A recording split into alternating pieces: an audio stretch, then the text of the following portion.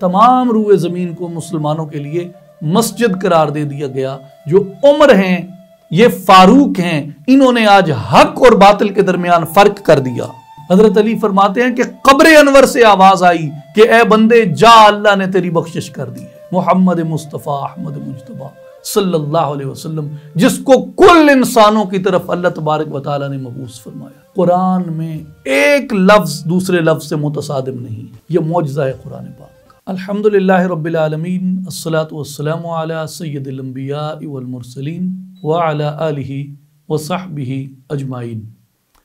خواتین و حضرات، السلام علیکم ورحمۃ اللہ وبرکاتہ. 5ویں پارہ کے خلاصہ کے ساتھ ہم آپ کی خدمت میں حاضر ہیں، اور قرآن مجید کے 5ویں پارہ میں سورہ النساء بیان ہوئی ہے،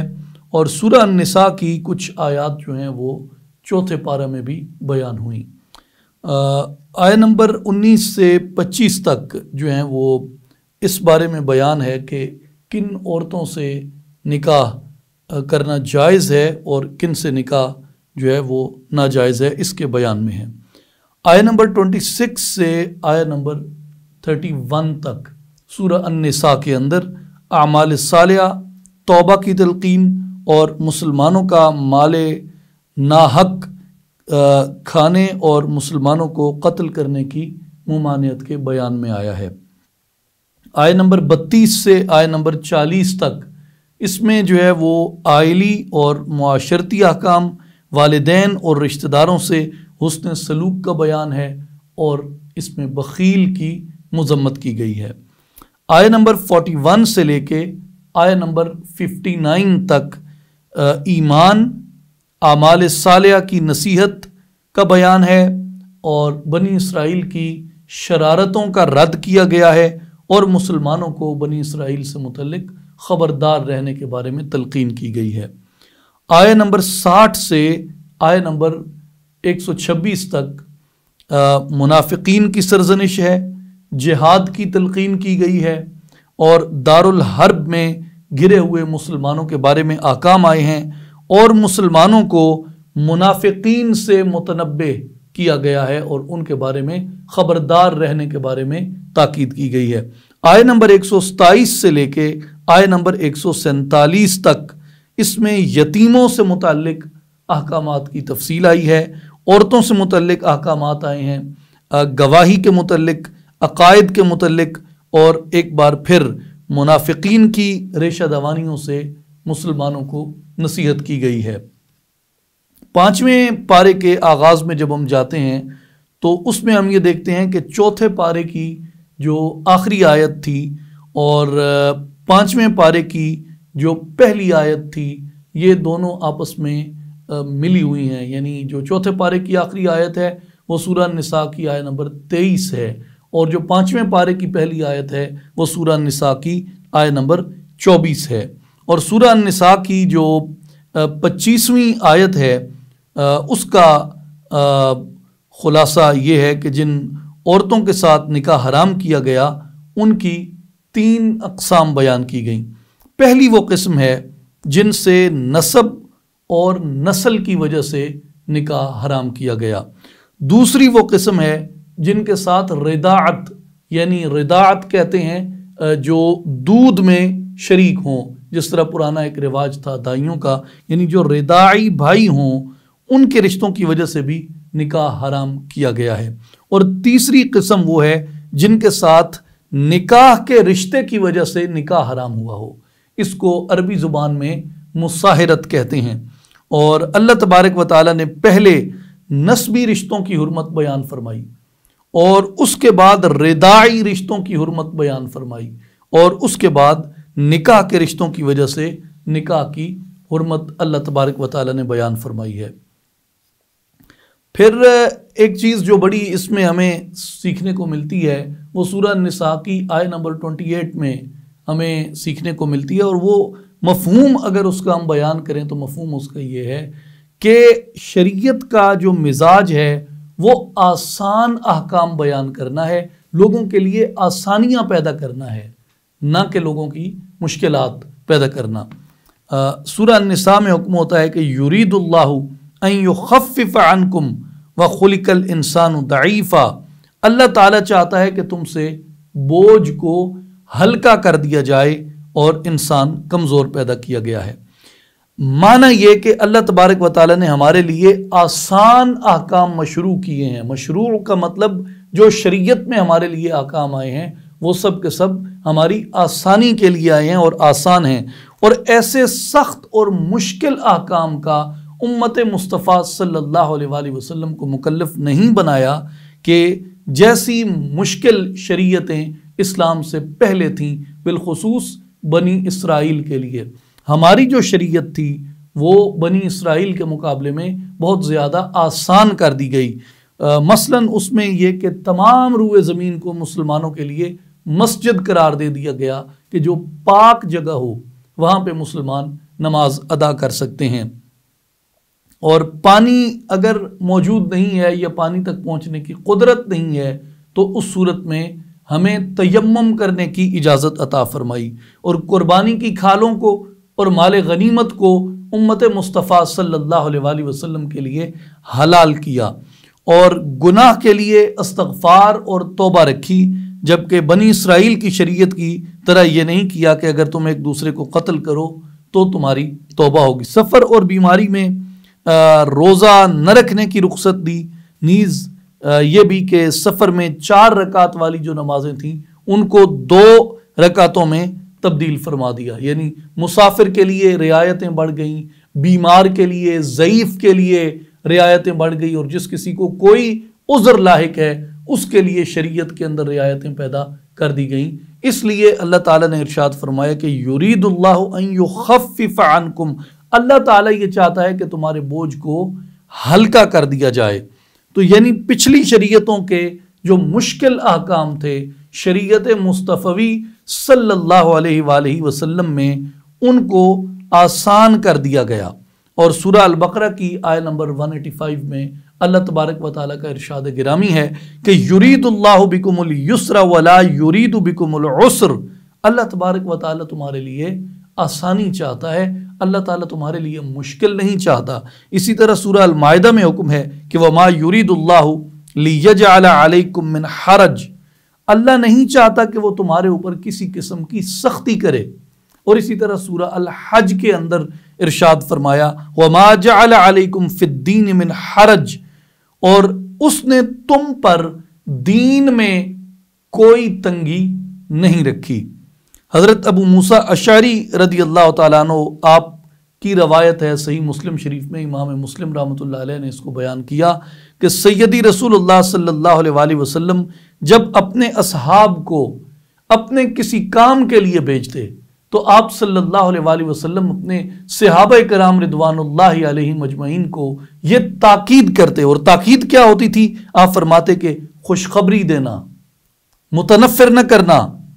آسانی پیدا کرنا اور لوگوں کو مشکل میں نہ ڈالنا۔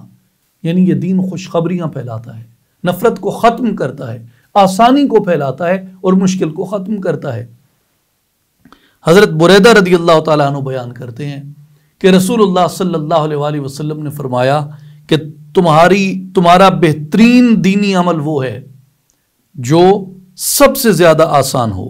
تمہارا بہترین دینی عمل وہ ہے جو سب سے زیادہ آسان ہو، تمہارا بہترین دینی عمل وہ ہے جو سب سے زیادہ آسان ہو۔ 3 مرتبہ سرکار دو عالم صلی اللہ علیہ وآلہ وسلم نے یہ ارشاد مبارک ریپیٹ کیا۔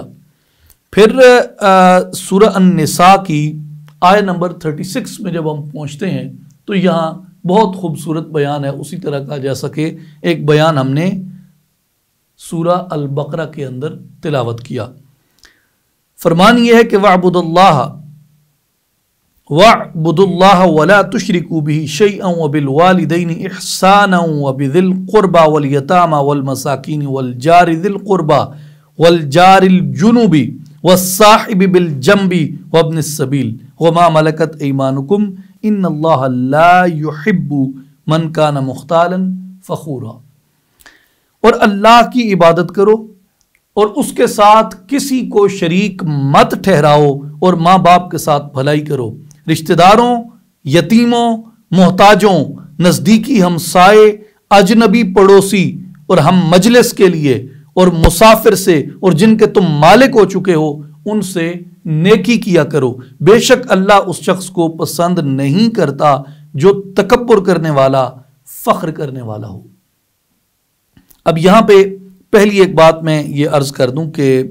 حضرت ابو دردہ رضی اللہ تعالیٰ عنہ کی ایک حدیث مبارک سے، جس کو امام ابن ماجہ رحمۃ اللہ علیہ نے روایت کیا، کہ رسول اللہ صلی اللہ علیہ وآلہ وسلم کی خدمت اقدس میں ایک دیہاتی آیا اور عرض کی، اے اللہ کے نبی مجھے کوئی نصیحت فرمائیے۔ تو اللہ کے نبی صلی اللہ علیہ وآلہ وسلم نے فرمایا کہ اللہ کے ساتھ کسی کو شریک نہ کرو، خواہ تمہیں کاٹ ڈالا جائے یا جلا دیا جائے۔ اللہ کے ساتھ کسی کو شریک نہ کرو، خواہ تمہیں کاٹ ڈالا جائے یا تمہیں جلا دیا جائے، اور کسی وقت کی نماز ترک نہ کرو،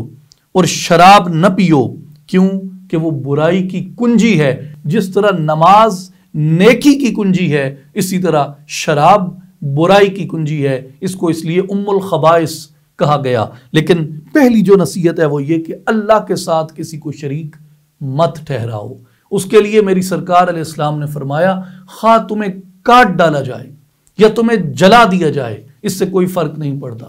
اور اس کی مثالیں صحابہ کرام رضوان اللہ علیہم اجمعین نے پیش کی۔ حضرت خبیب کو دیکھیے، حضرت سیدنا بلال حبشی رضی اللہ تعالیٰ عنہ کو دیکھیے، انگاروں پہ لٹایا گیا، نیزوں کی انی جو تھی ان کو وجود کے اندر گھسیڑا گیا، جسم کو ایک ایک ٹکڑا الگ کر دیا گیا، لیکن لا الہ الا اللہ کی نفی ان لوگوں نے نہیں کی۔ اور والدین کے بارے میں ایک بڑی خوبصورت بات یہ کہ حضرت ابو ہریرہ رضی اللہ تعالیٰ عنہ آپ بیان فرماتے ہیں کہ ایک شخص رسول اللہ صلی اللہ علیہ وآلہ وسلم کی خدمت اقدس میں آیا اور اس نے عرض کی کہ کون لوگ میرے اچھے سلوک کے مستحق ہیں؟ آپ صلی اللہ علیہ وآلہ وسلم نے فرمایا تمہاری ماں۔ پھر عرض کی یا رسول اللہ کون لوگ میرے اچھے سلوک کے مستحق ہیں؟ پھر فرمایا تمہاری ماں۔ اور اس نے پھر عرض کی پھر کون؟ آپ نے پھر فرمایا تمہاری ماں۔ اور اس نے پھر عرض کی یا رسول اللہ کون میرے اچھے سلوک کا مستحق ہے؟ پھر فرمایا تمہارا باپ۔ اور ایک اور بڑی خوبصورت اور لطیف بات جو قرآن مجید کے مطالعے اور تلاوت کے دوران آپ کی نظروں سے گزرتی ہے کہ اکثر ایسے مقامات آئے ہیں جہاں پہ اللہ تبارک و تعالیٰ نے اپنی عبادت کا حکم کیا، اپنے ساتھ شریک نہ ٹھہرانے کا حکم کیا، اور اپنی وحدانیت کا بیان کیا۔ اپنی وحدانیت کو بیان کر کے، اپنی عبادت کی تلقین کر کے، اور اپنے ساتھ شریک ٹھہرانے کی نفی کر کے اللہ تبارک و تعالیٰ نے والدین کے ساتھ احسان کرنے کی تلقین فرمائی ہے۔ اور اپنے شکر کے بعد، بڑی کمال بات ہے، اپنے شکر کے بعد والدین کے شکر کی تلقین کی، اور اپنی بندگی و عبادت کے بعد والدین سے احسان کا معاملہ اختیار کرنے کی تلقین فرمائی، کیونکہ انسان کے حق میں سب سے بڑی نعمت اس کا وجود ہے، اس کی تربیت ہے، اس کی پرورش ہے، جو اللہ تبارک و تعالیٰ نے اپنے نظم قدرت سے اس کو والدین کے ذریعے بخشا ہے۔ اور اس لیے ماں باپ کے ساتھ جو بھی ہم نیکی کرتے ہیں اس میں مختلف طرح کی نیکیاں ہوتی ہیں۔ متعدد احادیث مبارکہ اس پہ آپ صلی اللہ علیہ وآلہ وسلم کی موجود ہیں۔ ان متعدد احادیث کا، 20 احادیث کا ایک مختصر سا خلاصہ ایک جملے میں، اور 4 سے 5 جملے، کہ والدین کے ساتھ ہم کیا نیکیاں کریں، یہ سب احادیث مبارکہ میں بیان ہوئی، جن میں ایک یہ ہے کہ ان کی خدمت کے لیے ہمیں کمر بستہ رہنا چاہیے، اور ہمیں ان کی آواز پر کبھی اپنی آواز کو بلند نہیں کرنا چاہیے، اور ان کے ساتھ سختی سے کبھی بات نہ کرنی چاہیے، اور ان کے مطالبات کو، جو نیک اور جائز مطالبات ہوں، ان کو پوری طرح پورا کرنے کی کوشش کرنی چاہیے، اور اپنی حیثیت اور وسعت کے مطابق ان پر اپنا مال خرچ کرنا چاہیے، اور ان کے ساتھ عاجزی، تواضع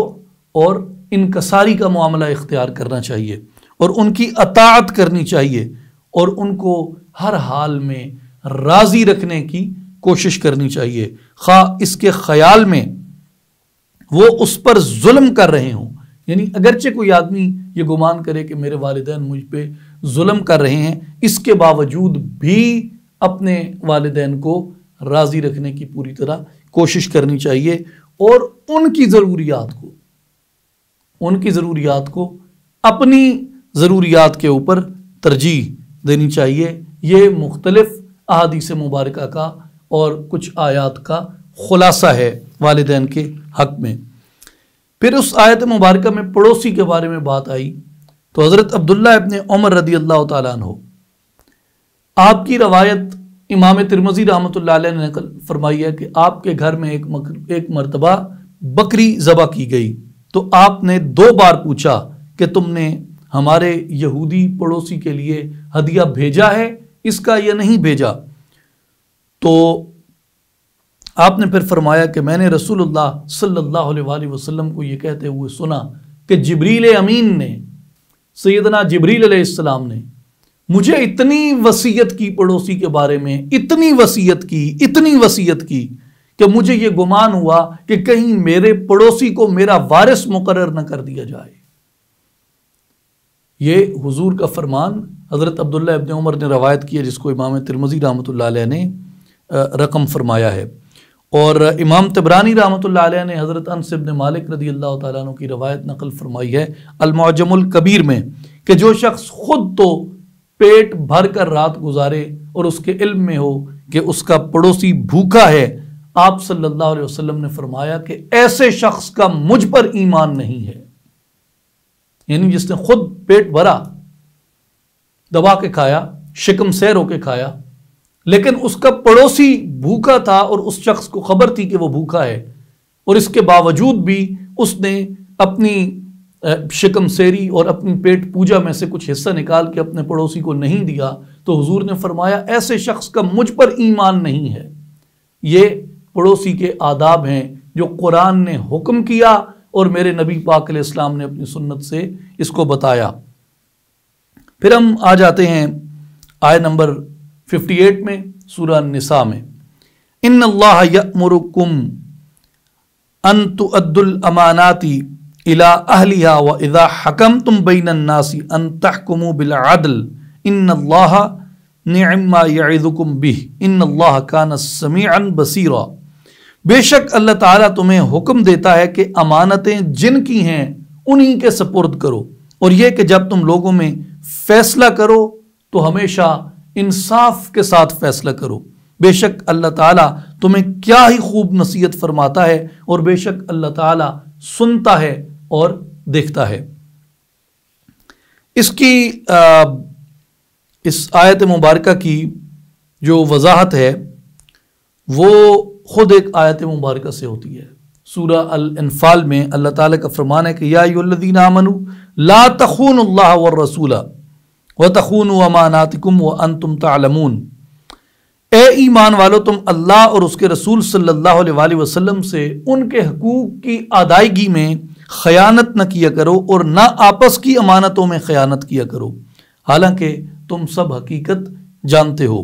سورہ المومنون میں فرمایا ان مومنوں کی تعریف فرمائی ہے جو امانتوں کی اور اپنے وعدوں کی پاسداری کرتے ہیں، والذین هم لاماناتہم وعہدہم راعون،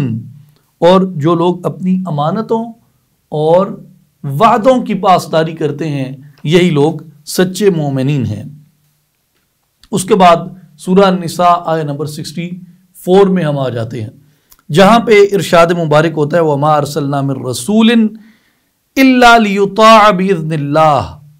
اور ہم نے کوئی پیغمبر نہیں بھیجا مگر اس لیے کہ اللہ کے حکم سے اس کی اطاعت کی جائے۔ اب میں اس کی جو لغوی بحث ہے اور اس کی فصاحت و بلاغت کی بحث ہے اس میں نہیں جاتا، لیکن اس میں گئے بغیر رہ بھی نہیں سکتا۔ اتنا جان لینا کافی ہے کہ عربی زبان کے اندر اور عربی لغت کے اندر اور عربی فصاحت و بلاغت کے اندر اتنی طویل بات کو، اتنے طویل مفہوم کو ایک اتنے مختصر جملے کے اندر کہنا ناممکن ہے، اور یہی قرآن مجید کا وہ اعجاز ہے کہ جس کی مثال اور جس کی مثل کفار نہ لا سکے نہ قیامت تک لا سکتے ہیں۔ ایسی فصاحت اور بلاغت اور ایسا کمال کا زور بیان تھا، وَمَا أَرْسَلْنَا مِن رَّسُولٍ إِلَّا لِيُطَاعَ بِإِذْنِ اللَّهِ، بڑے سے بڑا فصیح بھی اتنی طویل بات اتنی مختصر الفاظ میں نہیں سمو سکتا، اور چند لفظوں میں طویل بحث کو سمو کر رکھ دیا کہ اللہ تعالیٰ کی اطاعت ہر مومن پر فرض ہے، اور اللہ کی اطاعت یہ بھی ہے کہ اس کا حکم مانا جائے، اور اللہ کی اطاعت یہ بھی ہے کہ میرے رسول صلی اللہ علیہ وآلہ وسلم کی اطاعت کی جائے، حضور کا حکم مانا جائے۔ اور جو رسول کی اطاعت سے انکار کرتا ہے وہ فی الحقیقت اللہ تعالیٰ کی اطاعت سے سرتابی کرتا ہے۔ تو رسول صلی اللہ علیہ وآلہ وسلم کی اطاعت صرف رسول صلی اللہ علیہ وسلم ہی کی اطاعت نہیں ہے، بلکہ حضور کی اطاعت اللہ کی اطاعت ہے، اور حضور علیہ السلام کی نافرمانی صرف حضور علیہ السلام کی نافرمانی نہیں ہے، بلکہ وہ فی الحقیقت اللہ کی نافرمانی بھی ہے۔ اس لیے جو حضور علیہ السلام کی نافرمانی کرتا ہے، حضور علیہ السلام کے احکام ماننے سے انکار کرتا ہے، اس پر وعید آئی ہے۔ تو اس لیے اللہ تعالیٰ نے بار بار یہ زور دیا کہ میرے حبیب صلی اللہ علیہ وآلہ وسلم کی اطاعت خلوص دل سے کیا کرو، اور میرے حبیب کی اطاعت میں میرے حبیب کی اتباع اختیار کرتے ہوئے اپنے دل کو بوجھل نہ کیا کرو۔ اس لیے میں نے اپنے حبیب کی اطاعت کو اپنی اطاعت قرار دے دیا۔ سورہ نساء کی اسی آیت میں آگے ارشاد ہوتا ہے وَلَوْ أَنَّهُمْ إِذْ ظَلَمُوا أَنفُسَهُمْ جَاءُوكَ فَاسْتَغْفِرُوا اللَّهَ وَاسْتَغْفَرَ لَهُمُ الرَّسُولُ لَوَجَدُوا اللَّهَ تَوَّابًا رَحِيمًا کہ حبیب صلی اللہ علیہ وسلم، اگر وہ لوگ جب اپنی جانوں پر ظلم کر بیٹھے تھے تو آپ کی خدمت میں حاضر ہو جاتے، جب اپنی جانوں پہ ظلم کر بیٹھے تھے وہ لوگ، تب وہ آپ کی خدمت میں حاضر ہو جاتے اور اللہ سے معافی مانگتے، اور رسول صلی اللہ علیہ وآلہ وسلم بھی ان کے لیے اللہ کی بارگاہ سے مغفرت طلب کرتے۔ تو وہ اس وسیلہ سے، یعنی محمد مصطفیٰ کے وسیلہ سے اور محمد مصطفیٰ صلی اللہ علیہ وسلم کی شفاعت سے، اس بنا پر وہ ضرور اللہ تبارک و تعالیٰ کو توبہ قبول فرمانے والا اور نہایت مہربان پاتے۔ کس شرط پر؟ کہ اے حبیب وہ اپنی جانوں پہ ظلم کرنے کے بعد آپ کی بارگاہ میں آ جاتے، آپ کی شفاعت کو وسیلہ بناتے، آپ کو وسیلہ بناتے اللہ کے دربار کے اندر۔ وَلَوْ أَنَّهُمْ إِذْ ظَلَمُوا أَنفُسَهُمْ جَاءُوكَ فَاسْتَغْفِرُوا اللَّهَ وَاسْتَغْفَرَ لَهُمُ الرَّسُولُ لَوَجَدُوا اللَّهَ تَوَّابًا رَحِيمًا۔ اور امیر المؤمنین سیدنا علی المرتضیٰ شیر خدا رضی اللہ تعالی عنہ آپ سے روایت آپ فرماتے ہیں کہ ہمارے پاس ایک اعرابی آیا، ایک دیہاتی آیا، اور اس نے پوچھا کہ رسول اللہ صلی اللہ علیہ وآلہ وسلم کہاں ہیں؟ تو آپ صلی اللہ علیہ وآلہ وسلم کے وصال مبارک کو 3 دن بیت چکے تھے، تو ہم نے بتایا کہ حضور کا وصال مبارک ہو گیا ہے۔ تو وہ شخص حضور علیہ السلام کی قبر انور پر گیا، اور قبر انور کی مٹی اس نے اٹھائی، اور وہ مٹی اس نے اپنے سر پہ رکھی، اور اس کے بعد وہ کہنے لگا یا رسول اللہ صلی اللہ علیہ وسلم، اللہ نے آپ پر جو کلام نازل کیا اس میں اللہ نے فرمایا وَلَوْ أَنَّهُمْ إِذْ ظَلَمُوا أَنفُسَهُمْ جَاءُوكَ کہ جب تم اپنی جانوں پہ یہ لوگ ظلم کر بیٹھے تھے تو انہیں چاہیے تھا کہ یہ میرے حبیب کی بارگاہ میں آ جاتے۔ وہ دیہاتی عرض کرتا ہے حضور کی قبر انور کی مٹی سر پہ رکھ کے، یا رسول اللہ صلی اللہ علیہ وسلم، اپنے نفس پہ ظلم کر بیٹھا ہوں، اپنی جان پہ ظلم کر بیٹھا ہوں، اب اللہ کا یہ فرمان مد نظر ہے، آپ کے بارگاہ اقدس میں آ گیا ہوں، یا رسول اللہ، اللہ کے دربار میں بھی توبہ کرتا ہوں، آپ بھی میرے لیے مغفرت کی دعا فرمائیں، آپ بھی میرے لیے شفاعت فرمائیں۔ اللہ نے آپ کو اس دن شفاعت عطا فرمایا ہے۔ تو حضرت علی رضی اللہ تعالیٰ عنہ فرماتے ہیں فَنُودِيَ مِنَ الْقَبْرِ أَنَّهُ قَدْ غُفِرَ لَكَ، حضرت علی فرماتے ہیں کہ قبر انور سے آواز آئی کہ اے بندے جا، اللہ نے تیری بخشش کر دی ہے۔ تو آج بھی اگر کوئی آدمی اپنی جان پہ ظلم کر بیٹھے تو حضور علیہ السلام کو اللہ تعالیٰ نے ایک حیات برزخی عطا فرمائی ہے، جیسی شہداء کو عطا فرمائی، اس سے بھی اعلیٰ۔ جو شہداء ہیں وہ حضور پہ ایمان لانے کی وجہ سے شہید ہوتے ہیں، اور جو شہید ہے اس کے بارے میں قرآن کہتا ہے کہ اس کو مردہ نہ کہو، بلکہ ہم نے اس کو زندگی عطا کی ہے۔ یہ الگ بات ہے کہ تمہیں اپنی ناسمجھی کی وجہ سے اس کی زندگی کا شعور نہ ہو۔ اسی طرح اس پہ پوری ایک بحث ہے اور پورا یہ ایک الگ مقدمہ ہے، اور اس پہ علماء کرام بات کرتے بھی ہیں، اور بڑا تفصیلی مواد اس کے اوپر موجود ہے کہ حضور علیہ الصلوۃ والسلام کی بارگاہ اقدس میں یعنی عالم برزخ کے اندر امتی کی پکار پہنچائی جاتی ہے، امتی کی پکار پہنچتی ہے۔ تو اس لیے جب اپنی جانوں پہ ظلم کر بیٹھو تو حضور علیہ الصلوۃ والسلام کا وسیلہ اختیار کرو۔ آیت نمبر 65 میں فرمایا فلا وربک لا یؤمنون حتی یحکموک فیما شجر بینہم ثم لا یجدوا فی انفسہم حرجا مما قضیت ویسلموا تسلیما۔ پس اے حبیب صلی اللہ علیہ وسلم، آپ کے رب کی قسم یہ لوگ مسلمان نہیں ہو سکتے یہاں تک کہ وہ اپنے درمیان واقع ہونے والے ہر ایک اختلاف میں آپ کو حاکم بنا لیں، پھر اس فیصلہ سے جو آپ حکم صادر فرمائیں اپنے دلوں میں تنگی نہ پائیں گے لوگ، اور آپ کے حکم کو بخوشی پوری فرما برداری کے ساتھ یہ لوگ قبول کر لیں۔ اب اس کی وضاحت میں آپ نے یہ معروف روایت سنی ہوگی سیدنا فاروق اعظم امیر المؤمنین عمر ابن خطاب رضی اللہ تعالیٰ عنہ کی، کہ ایک یہودی کا ایک منافق سے جھگڑا ہو گیا، تو جو یہودی تھا اس نے کہا کہ تمہارے اور میرے درمیان ابو القاسم یعنی محمد الرسول اللہ صلی اللہ علیہ وسلم فیصلہ فرمائیں گے، لیکن جو منافق تھا اس کا خیال تھا کہ نہیں، ہمارے درمیان کعب بن اشرف فیصلہ کرے گا۔ کعب بن اشرف جو تھا وہ رشوت کے بارے میں بڑا مشہور تھا، بڑا رشوت خور تھا، اور جو منافق تھا وہ مقدمے میں غلط طرف تھا، اور جو یہودی تھا اس کو یقین تھا کہ میں حق پہ ہوں۔ تو اس نے کہا کہ نہیں، ہم فیصلہ تمہارے نبی کے پاس لے کے جائیں گے۔ اس منافق کو کہا، کیونکہ بظاہر تو منافق کلمہ پڑھتا تھا، اس نے کہا بھئی فیصلہ تیرے نبی کے پاس لے کے جائیں گے، وہاں نبی جو فیصلہ کر دیں وہ مجھے قبول ہوگا۔ تو لیکن جو منافق تھا وہ چونکہ غلط تھا، اس لیے وہ کعب بن اشرف کے پاس جانا چاہتا تھا، لیکن یہودی کے اصرار پر وہ مان گیا۔ حضور علیہ الصلوۃ والسلام کی بارگاہ اقدس میں بات گئی، حضور نے مقدمہ سنا، اس دنیا میں اس کرۂ ارض پہ زمین پہ آنے والے قاضیوں میں سب سے بڑے قاضی نے فیصلہ کیا، محمد مصطفیٰ احمد مجتبیٰ صلی اللہ علیہ وآلہ وسلم نے فیصلہ کیا، اور آپ نے فیصلہ یہودی کے حق میں کیا۔ اور جو منافق تھا اس کو بڑی تکلیف ہوئی، اور اس نے کہا کہ نہیں، ہمارے درمیان فیصلہ، ہم فیصلہ لے کے عمر کے پاس جاتے ہیں۔ وہ حضرت عمر رضی اللہ تعالیٰ عنہ کے پاس آ گئے، دونوں نے اپنا جو مقدمہ تھا وہ حضرت عمر رضی اللہ عنہ کو بتایا، اور پھر یہ بھی کہا کہ حضور علیہ الصلوۃ والسلام نے یہ فیصلہ کیا ہے، اور اس منافق نے کہا کہ مجھے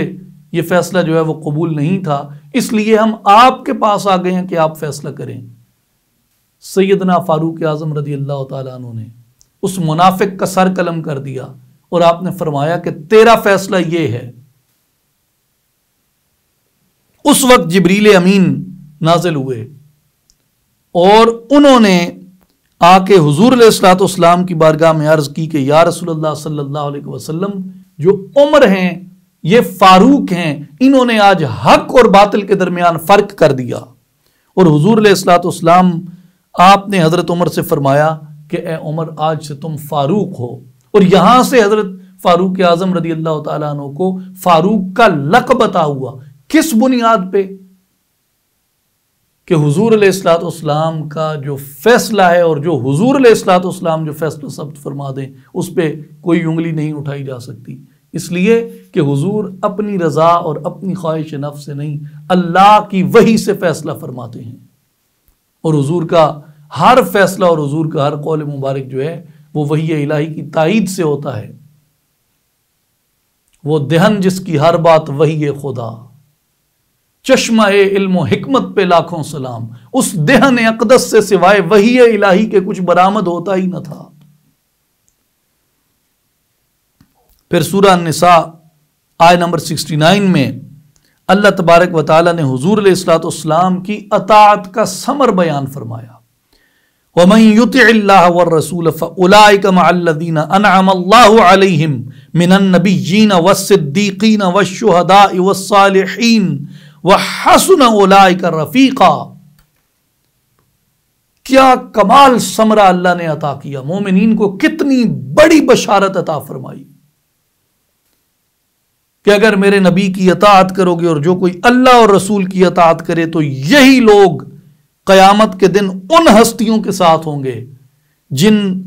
پر اللہ نے خاص انعام فرمایا ہے۔ وہ کون ہستیاں؟ من النبیین، انبیاء کے ساتھ ہوں گے، صدیقین کے ساتھ ہوں گے، شہداء کے ساتھ ہوں گے اور صالحین کے ساتھ ہوں گے۔ اور یہ کیا ہی اچھے ساتھی ہیں۔ یہ ثمرہ کس بات کا ہے؟ اطاعت مصطفیٰ صلی اللہ علیہ وآلہ وسلم کے اختیار کرنے کا۔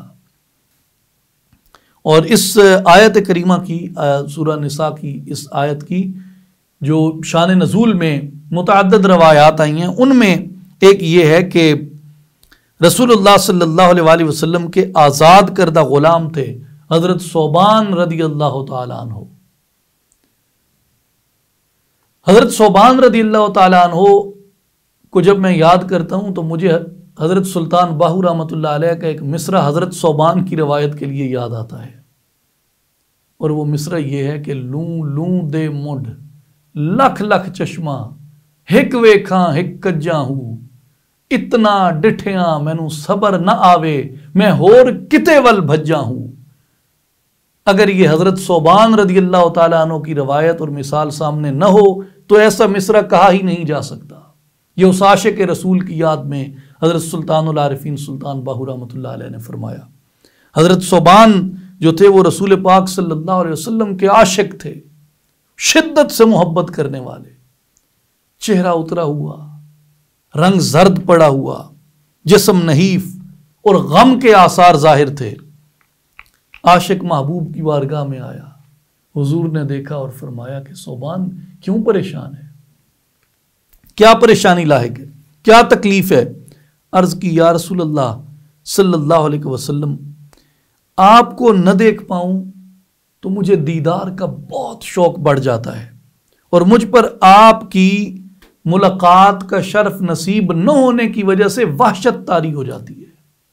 کہ یہ کیسی گھڑیاں ہیں، میں اپنے حبیب کا چہرہ نہیں دیکھ پا رہا۔ پھر مجھے آخرت کی یاد آتی ہے، اور مجھے آخرت کی جب یاد آتی ہے تو یا رسول اللہ مجھ پہ ایک اور ہجر لاحق ہو جاتا ہے کہ آپ تو انبیاء کے ساتھ ہوں گے، آپ تو انبیاء کے امام ہیں، آپ تو سید المرسلین ہیں، آپ کے رتبے تو جنت میں اعلیٰ و اعلیٰ ہوں گے، اور اگر میں جنت میں داخل ہو بھی گیا تو یا رسول اللہ میں تو غلاموں کے درجے میں ہوں گا، آپ انبیاء کے درجے میں ہوں گے، میں وہاں آپ کے دیدار سے محروم رہ جاؤں گا۔ اللہ اکبر۔ میں یہاں سوچتا ہوں مجھے کتنی ملیں گی، 72 سے 2 کم نہ ہو جائیں، 10 کم نہ ہو جائیں، 50 کم نہ ہو جائیں، کوئی نہر مل جائے، کوئی شہد مل جائے، کوئی دودھ مل جائے، کوئی میوہ مل جائے، ہم یہ سوچتے ہیں۔ اور جنہوں نے روح مصطفیٰ کی زیارت کی ہے، چہرہ مصطفیٰ کا جمال دیکھا ہے، حضور علیہ الصلوۃ والسلام کو یوں اپنے سامنے بیٹھا دیکھا، وہ کس چیز کی طلب کرتے، وہ کس چیز کے بارے میں سوچتے، اور وہ کیا سوال کرتے تھے؟ وہ یہ نہیں کہتے تھے کہ میرا درجہ یہاں ہوگا جو 500 میل تک گھوڑا دوڑتا رہا تو وہاں تک میرے نام کے باغ ہی باغ لگے ہوں۔ ان کو یہ فکر لاحق ہے کہ ثوبان تو غلاموں کے درجے میں ہوگا، نبی پاک انبیاء کے امام ہیں، یہ تو نبیوں کے درجے میں ہوں گے، وہاں جنت میں تو پہنچ بھی گیا تو نبی پاک کو تو نہیں دیکھ سکے گا۔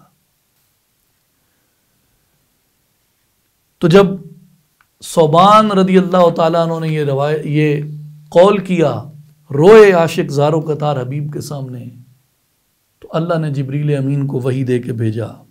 کہ جبریل امین جاؤ میرے حبیب کے عاشق ثوبان کو اور اس کے ہم جماعت عشاق کو اور میرے نبی کے محبین کو یہ بشارت دے دو، وَمَن يُطِعِ اللَّهَ وَالرَّسُولَ، جس نے اللہ اور رسول صلی اللہ علیہ وسلم کی اطاعت کی، فَأُولَئِكَ مَعَ الَّذِينَ أَنْعَمَ اللَّهُ عَلَيْهِمْ، تو یہ قیامت کے دن ان لوگوں کے ساتھ ہوں گے جن پہ اللہ نے اپنا خاص انعام فرمایا، مِنَ النَّبِيِّينَ وَالصِّدِّيقِينَ وَالشُّهَدَاءِ وَالصَّالِحِينَ، یعنی نبیین کے ساتھ، انبیاء کے ساتھ، صدیقین کے ساتھ، شہداء کے ساتھ، صالحین کے ساتھ ہوں گے، وَحَسُنَ أُولَئِكَ رَفِيقًا، اور یہ کیا ہی اچھے لوگ ہیں، کیا ہی اچھا ساتھ ہے۔ تو یہ حضرت ثوبان رضی اللہ تعالیٰ عنہ کی جو تڑپ ہے،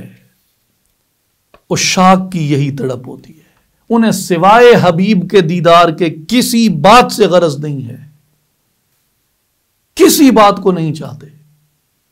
صرف اپنے حبیب کا چہرہ مانگتے ہیں، اپنے حبیب کا دیدار مانگتے ہیں۔ اور جس نے ایک مرتبہ روح حبیب کی زیارت کی حالت ایمان میں، اس کو وہ مرتبہ عطا کر دیا کہ حضرت شیخ عبد القادر جیلانی رحمۃ اللہ علیہ فرماتے ہیں کہ میرے درجے کے لاکھوں اولیاء اقطاب غوث جمع ہو جائیں، ایک صحابی کی، ایک حضور کے ادنا سے ادنا صحابی کی قدموں کی گرد کو نہیں پہنچ سکتے، اس لیے کہ اس نے ظاہری زندگی میں حالت ایمان میں رسول اللہ کی زیارت کی تھی۔ وہ درجہ ان صحابہ کو اللہ نے عطا فرمایا۔ اور پھر ایک مقام پہ سورہ النساء میں ارشاد ہوتا ہے وَأَرْسَلْنَاكَ لِلنَّاسِ رَسُولًا وَكَفَىٰ بِاللَّهِ شَهِيدًا، اور اے حبیب صلی اللہ علیہ وسلم ہم نے آپ کو تمام انسانوں کے لیے رسول بنا کر بھیجا، اور آپ کی رسالت پر اللہ کی گواہی کافی ہے۔ یاد رکھیں کہ کسی نبی کے بارے میں اللہ تبارک و تعالیٰ نے یہ ارشاد نہیں فرمایا کہ اس کو جمی لوگوں کی طرف نبی بنا کے بھیجا ہے۔ جب ایک ایسا نبی آ گیا جو ہر ایک کی طرف تھا، کوئی کسی قبیلے کی طرف تھا، کوئی کسی ملک کی طرف تھا، کوئی کسی ایک قوم کی طرف تھا، کوئی کسی ایک خاص نسب کی طرف تھا، ایک واحد نبی ہے محمد مصطفیٰ احمد مجتبیٰ صلی اللہ علیہ وسلم، جس کو کل انسانوں کی طرف اللہ تبارک و تعالیٰ نے مبعوث فرمایا ہے۔ اور یہ حضور علیہ الصلوۃ والسلام کے ختم نبوت کی دلیل ہے، اس لیے کہ حضور علیہ الصلوۃ والسلام کے بعد کوئی نبی نہیں آنا، اس لیے فرمایا کہ حبیب ہم نے آپ کی رسالت کو کافی کر دیا۔ کوئی رنگ ہو، کوئی نسل ہو، کوئی وطن ہو، کوئی زبان ہو، کوئی علاقہ ہو، کوئی خیش ہو، کوئی قبیلہ ہو، کوئی نسب ہو، کوئی نسل ہو، کچھ بھی ہو، آپ کو ہم نے ہر ایک کے لیے نبی بنا دیا ہے۔ جب یہ بات واضح ہو گئی کہ حضور علیہ الصلوۃ والسلام سب کے رسول ہیں،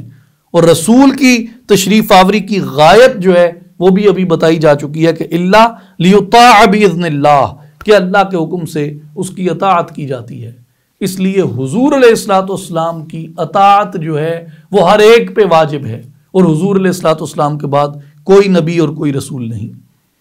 فمن یطع الرسول فقد اطاع اللہ، جس نے رسول صلی اللہ علیہ وسلم کا حکم مانا بے شک اس نے اللہ کا حکم مانا۔ اور یہاں جو میں یہ عرض کر دوں کہ یہ جو آیت ہے یہ سنت مصطفیٰ کی حجیت پر دلیل ہے کہ حضور کی سنت پہ عمل پیرا ہونا اللہ تبارک و تعالیٰ کے نزدیک پسندیدہ عمل ہے، کیونکہ یہ حضور کی اطاعت ہے، اور حضور کی اطاعت اللہ کی اطاعت ہے۔ وَمَن يُطِعِ الرَّسُولَ فَقَدْ أَطَاعَ اللَّهَ، اور یہ حجیت حدیث پر بھی دلیل ہے یہ آیت، کیونکہ بغیر حدیث کے حضور علیہ الصلوۃ والسلام کی اطاعت کی نہیں جا سکتی۔ پھر آگے ارشاد ہوا قرآن کی حقانیت کے بارے میں کہ افلا یتدبرون القرآن ولو کان من عند غیر اللہ لوجدوا فیہ اختلافا کثیرا، تو کیا وہ لوگ قرآن میں غور و فکر نہیں کرتے؟ اگر یہ قرآن غیر خدا کی طرف سے ہوتا تو یہ لوگ اس میں بہت سا اختلاف پاتے۔ اور یہاں یہ بڑی قابل غور بات ہے کہ جن 23 برسوں میں قرآن نازل ہوا، جن 23 برسوں میں قرآن نازل ہوا، اس میں تضاد اور اختلاف کی ایک بو تک کوئی ثابت نہ کر سکا، اور نہ ان 23 برسوں کے بعد آج تک کوئی ثابت کر سکا ہے۔ لیکن یہ 23 برس جو تھے یہ کیسا زمانہ تھا؟ یہ ایک مسلسل تلاطم کا زمانہ تھا، جس میں رسول پاک صلی اللہ علیہ وسلم آپ کے ماننے والوں کو کئی مظالم سے گزرنا پڑا، کئی جنگوں سے گزرنا پڑا، حتیٰ کہ ایک یہ وقت بھی آیا کہ لوگ گمان کرنے لگے کہ شاید ہم اس دین کو صفحہ ہستی سے مٹا ڈالیں گے۔ یہاں تک کہ زمانے آئے، جنگیں ہوئیں، جدال ہوا، قتال ہوا، قریبی رفقا شہید ہوئے، فتوحات بھی ہوئیں، حضور علیہ الصلوۃ والسلام فاتح بن کر بھی آئے، جس بستی سے مظلوم بنا کر حضور علیہ الصلوۃ والسلام کو ہجرت پہ مجبور کیا گیا، اسی بستی میں میرے نبی فاتح بن کر بھی واپس لوٹے ہیں۔ ایک طرف عقیدتوں کے پھول برسائے جاتے تھے، دوسری طرف طائف میں پتھر برسائے جاتے تھے۔ تو ہر ایک زمانہ جو ہے وہ اس کے اندر گزرا ہے، جس میں فتوحات بھی ہوتی تھیں، جس میں پسپائیاں بھی ہوتی تھیں۔ تو بہت زمانے آئے ہیں، لیکن ان تمام زمانوں میں قرآن مجید کی کسی ایک آیت کی بھی نشاندہی نہیں کی جا سکی کہ یہ ایک آیت فلاں آیت کے ساتھ متصادم ہے۔ اس لیے قرآن نے اتنا بڑا چیلنج کیا کہ لوگوں قرآن میں غور و تدبر کرو، اگر یہ غیر اللہ کی طرف سے ہوتا اس میں تضاد ہوتا، اس لیے اللہ نے قرآن کو تضاد سے پاک بنایا ہے۔ اور یہ 23 برسوں کے کئی تلاطموں کے زمانوں سے یہ گزر کر یہ کتاب مکمل ہوئی ہے۔ کیفیات کی تبدیلی سے آپ شعراء کو دیکھیں، کانٹرڈکشنز آ جاتی ہیں، کیفیت تبدیل ہوتی ہے، کانٹرڈکشن آ جاتی ہے۔ افسانہ نویسوں کے اندر یہی ہے، اور جتنے بھی بڑے بڑے آرٹسٹ ہیں، کیفیت کی تبدیلی کے ساتھ جب ایک نیا فن پارہ سامنے آتا ہے تو عین ممکن ہے وہ پچھلے کے ساتھ کانٹرڈکٹ کر رہا ہو، لیکن قرآن مجید ایک طرف فتح، ایک طرف مظالم، ایک طرف عقیدت کے پھول، ایک طرف بچوں کے پتھر طائف میں، لیکن اس سب کے باوجود، اتنی کیفیات کی تبدیلی کے باوجود، مختلف زمانوں کے باوجود، مختلف دنیا کے رنگ ظاہر ہونے کے باوجود بھی قرآن میں ایک لفظ دوسرے لفظ سے متصادم نہیں ہے۔ یہ معجزہ ہے قرآن پاک کا۔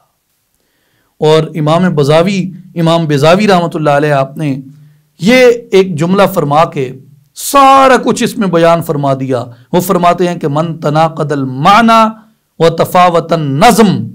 یعنی اس کی کوئی آیت نہ معنوی لحاظ سے دوسری آیت کے خلاف ہے، اور نہ فصاحت اور بلاغت کے اعتبار سے کسی دوسرے حصے سے فروتر ہے۔ معنی اور حقائق کا سمندر ہے جس کی لہریں جو ہیں وہ چلتی ہیں تو ان کے اندر آمیزش نہیں ہے۔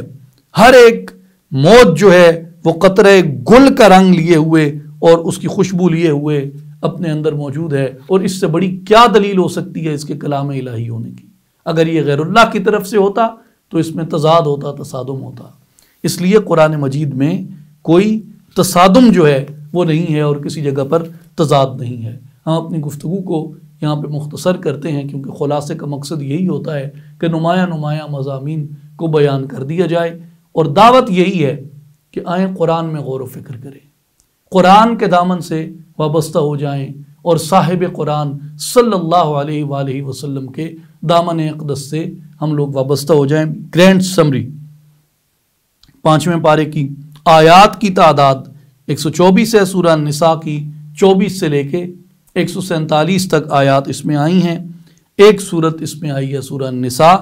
اور انبیاء کرام علیہ السلام میں سے سیدنا ابراہیم علیہ السلام کا ذکر پاک جو ہے وہ اس میں آیا ہے، جس میں حکم ہوا کہ وَاتَّخَذَ اللَّهُ ابراہیم خلیلا، اور ہم نے ابراہیم علیہ السلام کو اپنا مخلص دوست بنا لیا تھا۔ کتب میں قرآن مجید کا ذکر ہے، اور اقوام میں مومنین کا ذکر ہے، بنی اسرائیل کا ذکر ہے، دیگر اہل کتاب کا ذکر ہے، مشرکین کا ذکر ہے، منافقین کا ذکر ہے، اور کفار کا ذکر ہے۔ اللہ تبارک و تعالی ہمیں ایمان پہ قائم رکھے، اور قرآن کی ہدایت سے ہمارے دل و دماغ کو اور ہمارے ظاہر و باطن کو روشن اور منور فرمائے۔ وآخر دعوانا ان الحمد للہ رب العالمین۔